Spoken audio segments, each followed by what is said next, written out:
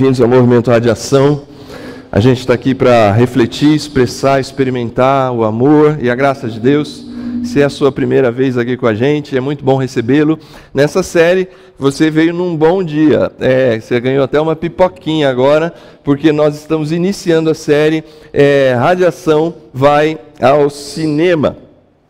Sejam todos muito bem-vindos, você que está em casa também, assistindo a gente agora ao vivo, ou você que vai assistir em outro momento da semana, em outro dia, é muito bom também recebê-lo, que esse momento aqui seja bênção na sua vida, como quero crer que vai ser na nossa, de todos nós que estamos aqui. Eu acho que essa não é a correta, viu, fiel? É a recomeço. Bom, Radiação vai ao cinema. É a segunda vez que a gente faz o Radiação vai ao cinema aqui no nosso... Vai trocar de mic? Sim. Alô, melhor. Obrigado. É a segunda vez que a gente faz o Radiação vai ao cinema aqui nesse espaço. E a gente vai utilizar três filmes para conversar sobre algumas coisas. Por que a gente costuma usar a proposta do cinema enquanto você come a sua pipoquinha e o pessoal acha lá? Porque boas histórias, elas são fundamentais. A gente ouve boas histórias e gosta de histórias desde muito pequeno. Todos nós temos aquela história que um pai ou um avô conta para a gente e que a gente quer ter acesso e conta de novo aquela história, conta de novo aquela história. E essa pandemia também mostrou uma forte necessidade de histórias, porque ficamos dentro de casa. E a primeira tela minha, que vai aparecer aqui daqui a pouco, ela vai mostrar para a gente a série mais assistida do final de 2020 para 2021, em todas as plataformas, em todo o mundo. Mais de 625 milhões de pessoas já assistiram essa série. Eu não sei se você foi alcançado por ela, Bridgerton. Quem assistiu Bridgerton? Tem alguns aqui. Se o mundo tem 7 bilhões, o tanto de mão levantada já deu aí mais de 10% dos 625 milhões de pessoas que assistiram a Bridgerton. E por que cinema, na verdade, né? A gente pensou, puxa, será que a gente faz um Radiação vai a séries? Mas séries tem todo um lance que ela é muito... Ela, por ter muitos episódios, muitas temporadas, é sempre um pouco mais complicado fechar uma série. Inclusive, a gente fechou uma no mês da família. A gente trabalhou com série aqui, com a série This Is Us, mas a gente achou importante trabalhar com filmes. Tem um filme que está para ser lançado agora até o final do ano, se eu não me engano, é do 007, o último do Daniel Craig. 007, Sem Tempo para Morrer. E o 007, o Daniel Craig, na verdade, ele disse assim: o filme do 007 é um filme que você precisa ver no cinema, você precisa ver na tela grande, porque o 007 é uma experiência coletiva. Ele trata-se de uma experiência coletiva. De alguma forma, a gente está junto aqui, num ambiente que não parece exatamente com um cinema, mas a gente tem aqui uma tela grande e tem a possibilidade de juntos participarmos dessa experiência. Aí, subiu, obrigado. Opa, quer voltar ela aí? Senão eu vou caminhando aqui sem ela.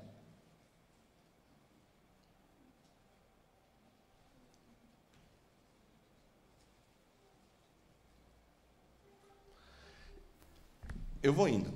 O primeiro filme nosso, que a gente vai usar para falar sobre essa primeira parte dessa história, tentando contar uma única história a partir de 3 filmes, é Luca. Eu não sei quem assistiu Luca. Você não precisa ter assistido Luca para entender tudo que a gente vai conversar aqui, mas se você não assistiu e, por um acaso, se sentir interessado para assistir, fica tranquilo também, que eu não vou estragar o filme para você, mas algumas informações eu vou te dar sobre o Luca. algumas informações eu vou trazer para você sobre o Luca. Luca é um filme infantil, é os filmes que eu mais assisto ultimamente, junto com os meus filhos. Ah lá, chegou aqui para a gente. Vamos ver se dá certo agora. Aí, garoto. Aqui eu já fui, ó, o James Bond eu já fui, os 3 filmes que a gente vai utilizar, o Luca.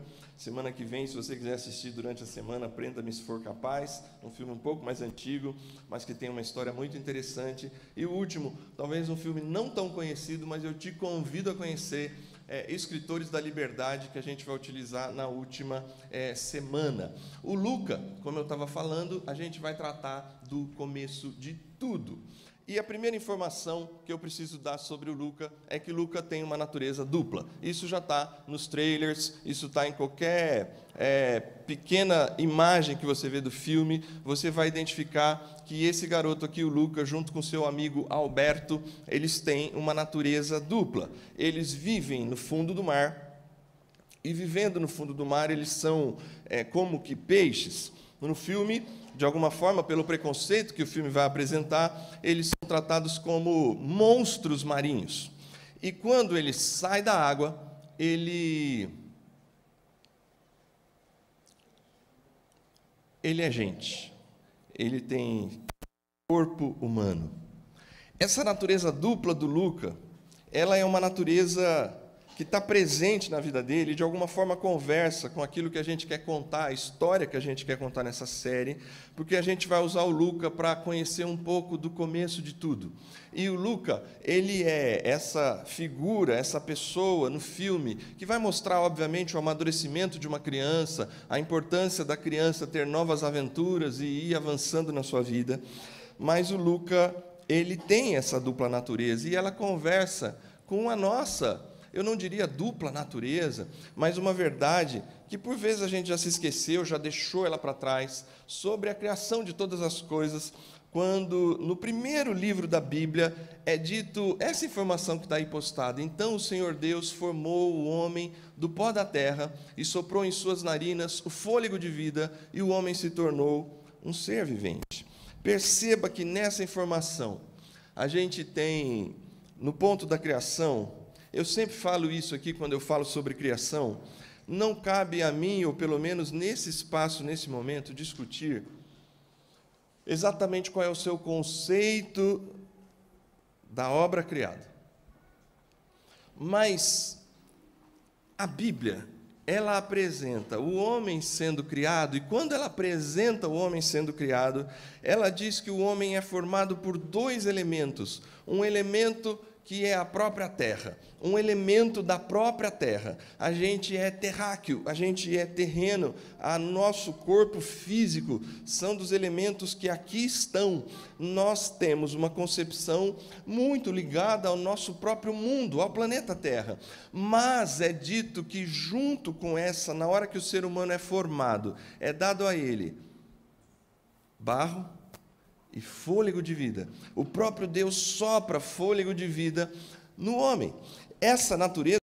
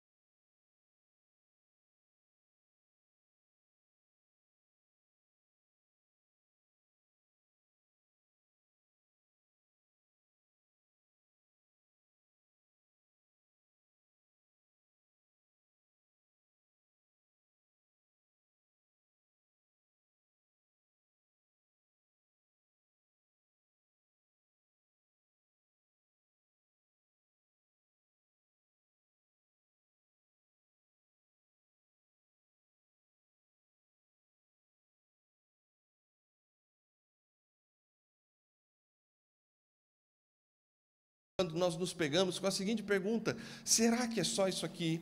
O que tem mais? Como eu posso ter contato com esse algo mais? Um desejo que habita no nosso interior, que por vezes nós não conseguimos nem dar nome a ele, mas a verdade é que ele é presente. Um grande teólogo, pai da igreja, Agostinho, ele costuma dizer assim: nós não encontramos paz, nós não encontramos alívio enquanto não descansamos em Deus.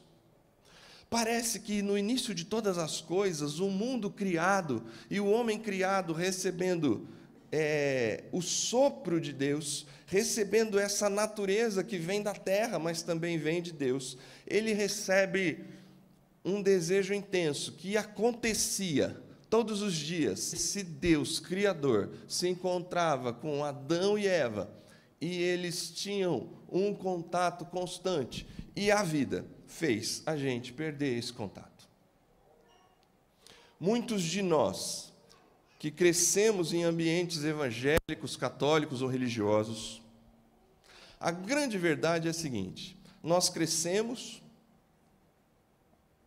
tivemos algumas experiências, mas por vezes, e eu gostaria que você pensasse se você se encaixa na minha frase aqui, gente que cresceu em experiências religiosas, por vezes, elas são só memórias, são só coisas que não têm conexão com a nossa vida, não têm conexão com a forma como trabalhamos, não têm conexão com a forma como nos relacionamos. É um momento, é vir num espaço como esse, por exemplo, de vez em quando, é ter um contato, mas não faz parte do dia a dia. Mas eu queria te dizer, nessa história contada desde o início, esse ser humano que recebe barro, elementos da terra, elementos naturais e um elemento sobrenatural, o sopro de Deus, ele tem um desejo, e você tem um desejo de transcender. E o Luca foi arrastado, foi afastado da sua identidade. Ele foi completamente afastado da sua identidade. E essa é a nossa história, gente.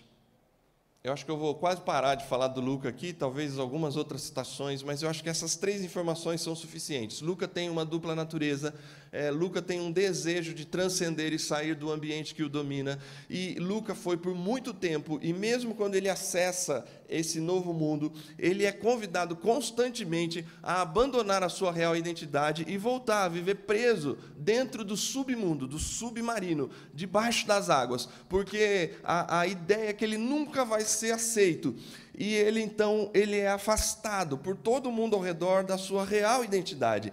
Essa história que é contada para a gente desde o início, ela é contada até hoje, na minha e na sua vida. É essa história que eu quero te contar, a história de seres humanos que têm uma dupla relação. Na verdade, eu não diria que uma dupla identidade ou uma dupla natureza, mas uma natureza que foi constituída de elementos naturais e elementos sobrenaturais, vontade de transcender, e que a vida tem teimado em fazer isso para mim e para você, nos distanciar, porque a gente pouco compreende o nosso papel e a nossa relação integral com o universo. A gente tem pouco contato com isso. A vida foi resumida a pagar boleto. A vida foi resumida àquilo que a gente faz e rala para fazer algumas coisas que a gente gosta, mas de vez em quando a gente se pega perguntando o quanto está valendo tudo isso. Eu não gosto de usar essa expressão, porque por vezes ela pode parecer desnecessária, mas eu vou fazer isso e eu peço liberdade para você. Não tem melhor momento para a gente perceber o quanto a gente se pergunta, está valendo a pena? Quando a gente vai, me perdoe mesmo, mas eu acho que aqui cabe, quando a gente vai no velório, no enterro de um ente muito querido. Ali, diante da finitude da vida, a gente rapidamente faz essas perguntas: está valendo tudo isso, todo o meu esforço, toda a minha vida? O quanto isso está valendo? Só que esse momento acaba, a gente volta para casa, por vezes sofremos sim, alguns carregam lutos há muito tempo, mas a vida ela está o tempo inteiro, como a família do Luca, nos convidando para esquecer tudo isso e viver longe de tudo isso, despreocupado com tudo isso. A pergunta ao longo dos 3 episódios, já que a gente vai tentar contar essa história do ser humano a partir desses 3 filmes, é quem é você nessa história? Hoje a gente vai entender um pouquinho de quem é você nessa história e nas próximas 2 semanas a gente vai continuar nesse trajeto de entender o seu papel, o seu lugar nessa grande história. E para fazer isso eu quero um único texto, um único verso de Paulo. Paulo, ao escrever aos Romanos, já falando num outro tempo, mas ele vai lembrar do tempo da criação, e ele vai dizer assim: a natureza criada aguarda com grande expectativa que os filhos de Deus sejam revelados. Paulo já está falando para frente, então ele serve para a gente hoje, porque a gente vai falar lá do começo, assim como Luca teve que lidar com o fato do novo mundo, e ele passou a se relacionar com o novo mundo. A gente vai lidar com esse novo mundo, mas nessa perspectiva aqui. A natureza criada aguarda com grande expectativa que os filhos de Deus sejam revelados. Quem é você nessa história? É a nossa pergunta até o final aqui. Primeira coisa que eu preciso te dizer, de forma rápida, você é imagem de Deus. Para a grande história que está sendo contada desde o início, toda a criação foi feita assim: haja luz, haja mar, haja flores, haja plantas. O único momento em Gênesis em que Deus diz assim: façamos o homem, é para a gente. Aqui sim eu queria parar, porque eu sei que eu posso estar conversando com pessoas que consideram essa história, seja aqui dentro, ou seja em casa, ou seja em outro momento que for assistir, ou talvez um amigo seu, uma amiga sua, que considera essa história assim: é como se eu estivesse contando um conto de fadas.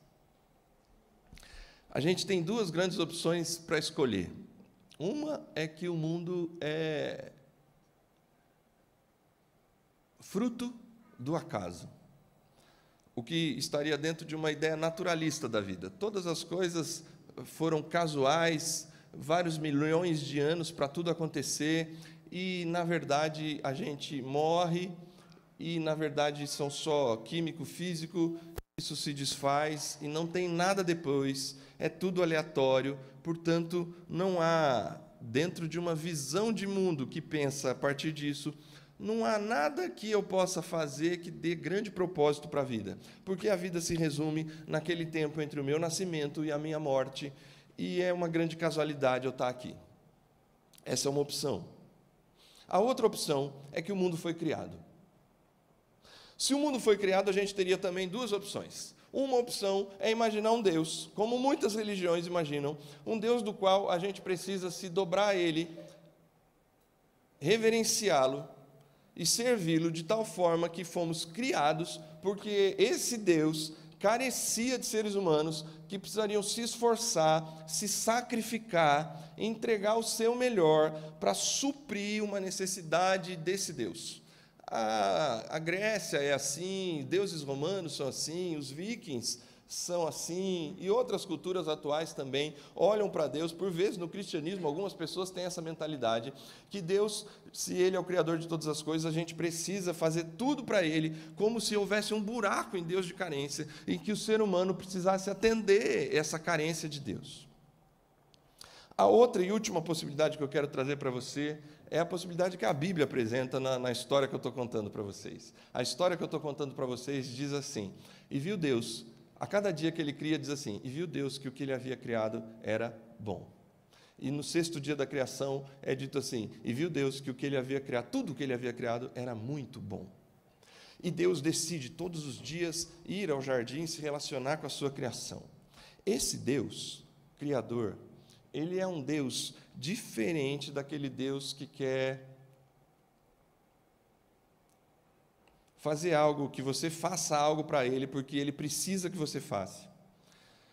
E óbvio que essa é uma história muito diferente do aleatório. Esse Deus é um Deus todo amoroso, todo bondoso. Ele cria o mundo em bondade.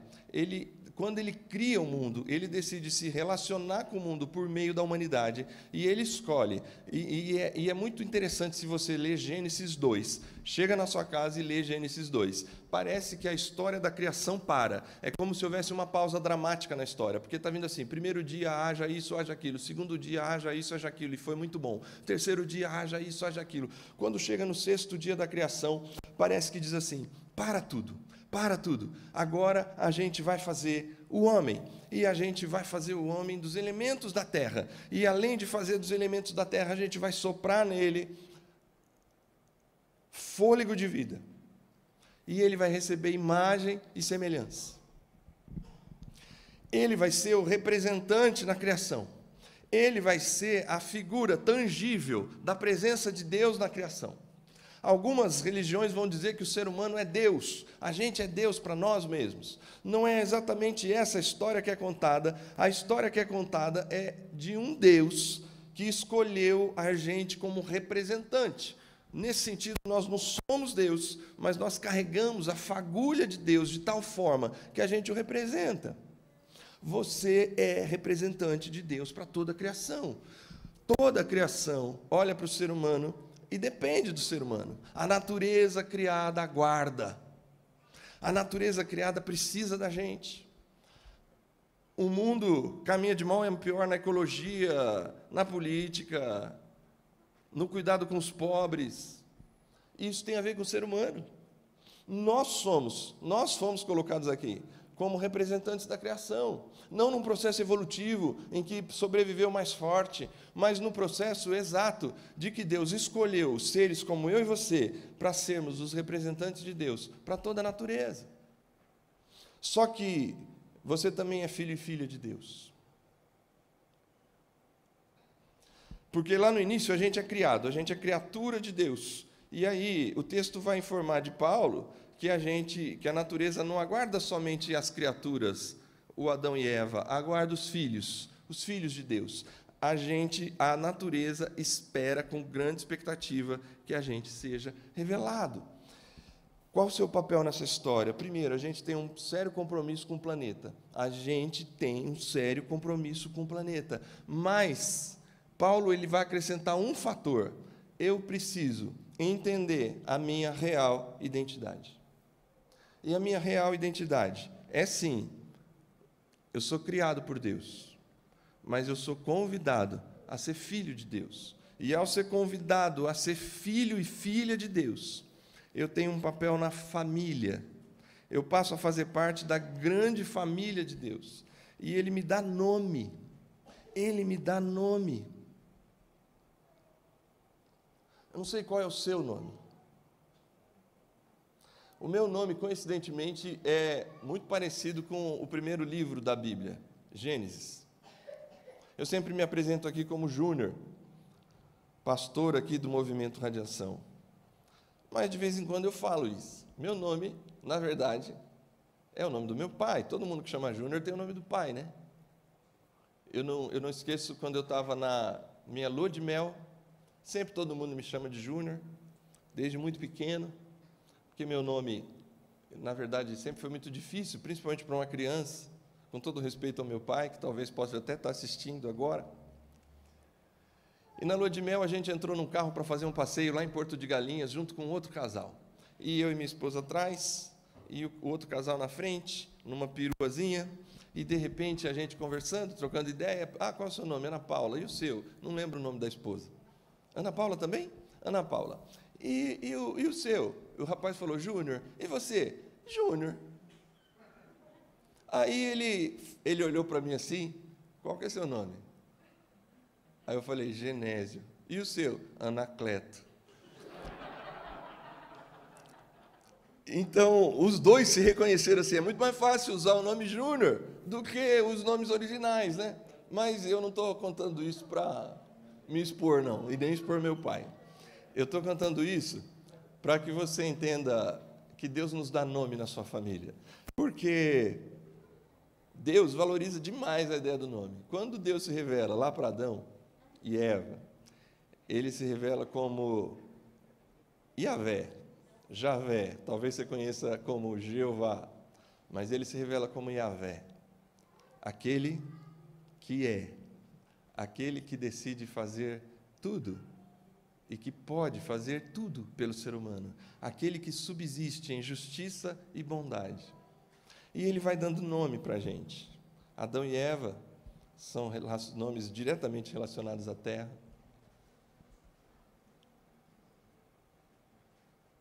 E independente do seu nome, porque hoje os nossos nomes já não dizem mais respeito a nós. Mas quando a gente está contando uma história, diz. E o nome Luca, diz muito sobre o personagem que Luca é. Não sei se você sabe se tem algum Lucas aqui, mas Lucas significa aquele que é de Lucano. Mas aí você tem que ir atrás do que é Lucano, que era uma cidade antiga. Lucas é aquele que é iluminado. Lucas é o contrário de aluno. Sabe o que é aluno? Ah, meus alunos. Não sei se você sabe, que alguém é professor aqui, com certeza vai saber. Aluno é uma pessoa sem luz. Partícula A negativa, luno, luz. Aluno é aquela pessoa sem luz. É por isso que algumas pessoas hoje defendem que a gente não deveria chamar as pessoas que frequentam escolas de alunos, porque aluno significa aquele que não tem luz, e, portanto, ele está ali na escola para receber luz. E talvez deveria ter um nome mais positivo. Alguns pedagogos, algumas pessoas discutem essa ideia do nome. O Luca é exatamente isso. O Luca é um ser que vive distante da sua real identidade e ele é exposto à sua real identidade e isso o ilumina. E eu gostaria que isso hoje iluminasse você, por mais simples que seja essa informação. Quem é você na história da criação? No começo de tudo, eu e você fomos criados para sermos filhos e filhas de Deus. Nesse sentido, você carrega a chance de fazer a diferença no mundo, porque você não é só uma criatura que foi colocada na criação para cuidar das coisas, como eu disse, cuidar da natureza, cuidar das situações diversas que as nossas profissões permitem que cuidemos.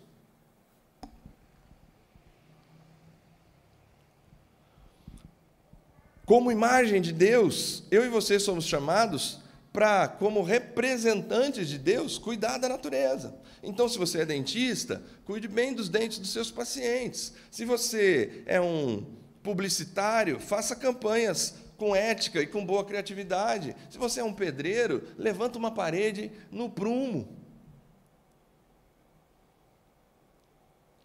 Agora, nós não somos somente a imagem de Deus, nós somos filhos de Deus. E como filhos de Deus, a gente é chamado para fazer a diferença. Nesse momento, eu volto no Luca, porque num dado momento, Luca tem a chance de fazer a diferença. Na primeira vez que ele tem essa chance, ele rejeita a chance.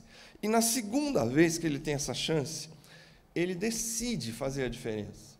E o Luca, nesse exato momento em que ele decide viver a sua real identidade, a sua dupla natureza, não escondendo que ele é do fundo do mar e não escondendo que ele é um ser humano, quando a gente assume a nossa verdadeira natureza e compreende que nós somos da terra, que a gente é feito disso aqui, e a gente não é nada muito além do que tem na terra, mas que a gente recebe a transcendência, o contato com Deus por meio do seu sopro, e mais, nós somos chamados para ser seus filhos, a gente carrega em nós a chance de fazer a diferença na vida das pessoas. No dia em que Luca assumiu a sua real identidade, se você assistir o filme, você vai ver, ele muda tudo que está ao redor dele muda. No dia em que ele tem coragem de viver a sua real identidade, tudo que está ao redor do Luca muda.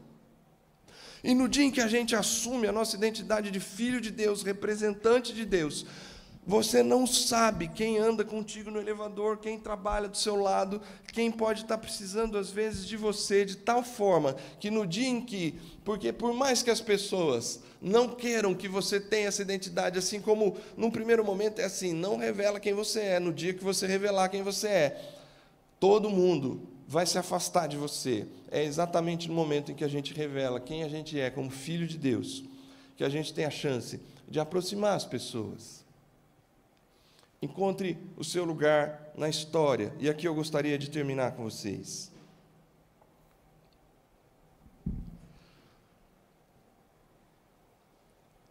Bom, primeiro, eu queria te dizer uma coisa: você não é fruto do acaso. Você não é nenhum erro do seu pai e da sua mãe.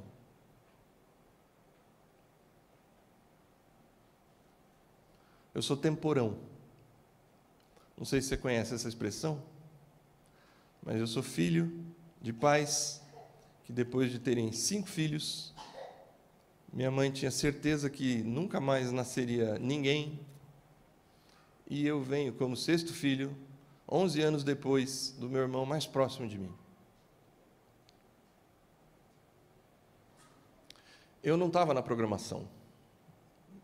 Eu não fui planejado. E talvez por algum motivo você cresceu com a ideia de que você não foi planejado. Talvez por algum motivo você cresceu com a ideia que você não foi pensado. Talvez você foi pensado, mas a vida te ensinou a saber que você não foi querido. Que você não teve amor de pai e de mãe. Que você sempre foi, de alguma forma, rejeitado. E isso, unido ao fato de uma cultura naturalista que ensina para a gente que a gente é fruto de evolução, pode te levar a pensar assim que você é fruto do acaso, que você nem devia estar aqui.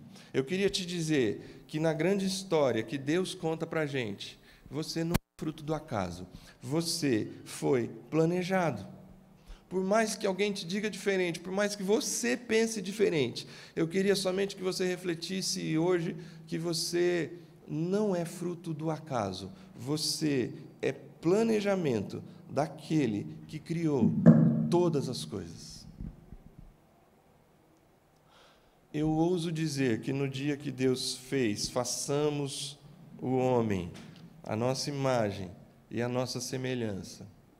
Se Deus é quem diz que é na Bíblia,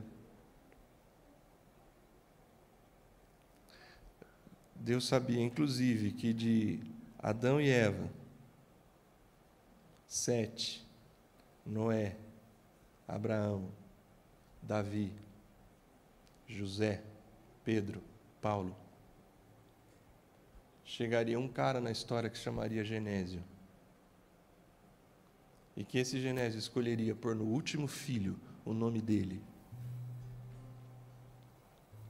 Eu não sou fruto do acaso. Eu não sou um erro de cálculo do meu pai e da minha mãe. Eu sou fruto do amor de um Deus bondoso. Qual é o seu papel na grande história que está sendo contada? Em primeiro lugar, para você aceitar o seu papel, você precisa entender a sua identidade. Você é filho e filha de Deus e carrega a imagem de Deus. Você não é fruto do acaso. Se você veio comigo aqui e aceita isso, eu quero te convidar como Luca, porque o Luca é esse aluno, ou melhor, é esse Luca, esse iluminado que sai do fundo do mar, numa historinha simples, mas extremamente bem feita, um roteiro muito bem amarradinho, um filme muito gostoso de assistir, com filho ou sem filho, e ele vai para descobrir esse mundo novo. Então, assim, qual o seu papel nessa história? Descubra e haja no mundo de Deus. Descubra o mundo de Deus. Reconheça que esse é o mundo de Deus. Reconheça que esse seu desejo por transcendência não é nada mais diferente do fato de que você gostaria, como Adão e Eva um dia tiveram a possibilidade de se encontrar todos os dias com o Criador, e que Ele te chamasse pelo nome e você o chamasse pelo nome. Descubra esse mundo de Deus e haja no mundo de Deus. Aonde você pode agir nesse mundo? Quais são as coisas que têm estado na sua mão profissionalmente, na sua família? Quais são as coisas que estão na sua mão lá onde você mora? Não se isente.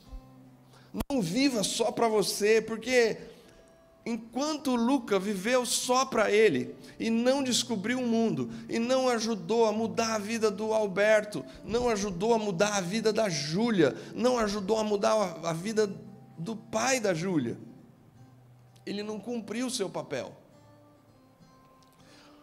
Você não é fruto do acaso e você precisa descobrir o seu lugar no mundo de Deus e agir no mundo de Deus, ganhando muito dinheiro ou pouco dinheiro, trabalhando ou desempregado, vivendo dentro de casa, em reuniões virtuais, ou saindo para trabalhar todos os dias, tomando elevador ou subindo escada, morando numa grande casa ou num pequeno apartamento,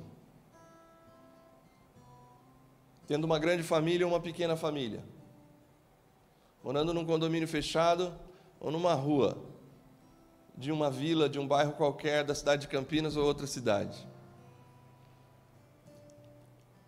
Se o mundo é de Deus, Deus está fazendo algumas coisas no mundo dele, porque ele nunca perdeu o interesse pelo mundo dele.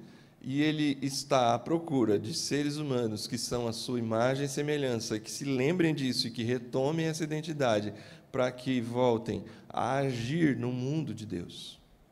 Deus está fazendo coisas ao redor de você, e eu gostaria de convidar você a fazer essa oração hoje. Eu quero participar do que o Senhor está fazendo no mundo. E por fim, seja parceiro de Deus.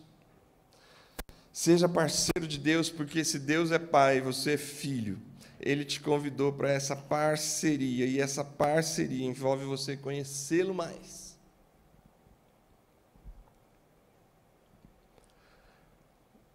Você precisa, para ser parceiro de Deus, você precisa decidir andar com Deus. Não basta só agir no mundo de Deus, mas você precisa ser parceiro do Deus que é dono do mundo. Nesse sentido, eu quero te convidar não só a orar, pedir, Senhor, me ajuda a ver o que o Senhor está fazendo lá no meu bairro, perto de mim, nas pessoas com quem eu encontro, na minha profissão, mas também Senhor, eu quero te conhecer mais e mais. E essa é uma outra, e aí eu não vou contar, porque aí eu vou estragar o filme, mas essa é uma outra experiência fundamental do Luca, essa percepção de que ele precisava conhecer mais e mais. A gente vai cantar uma canção agora, e depois a gente vai orar. Qual o seu papel nessa grande história? Pelo menos até aqui.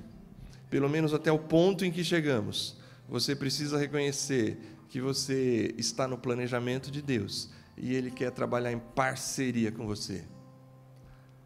Só que você precisa escolher fazer essa parceria com Ele, e a gente conversa depois da canção.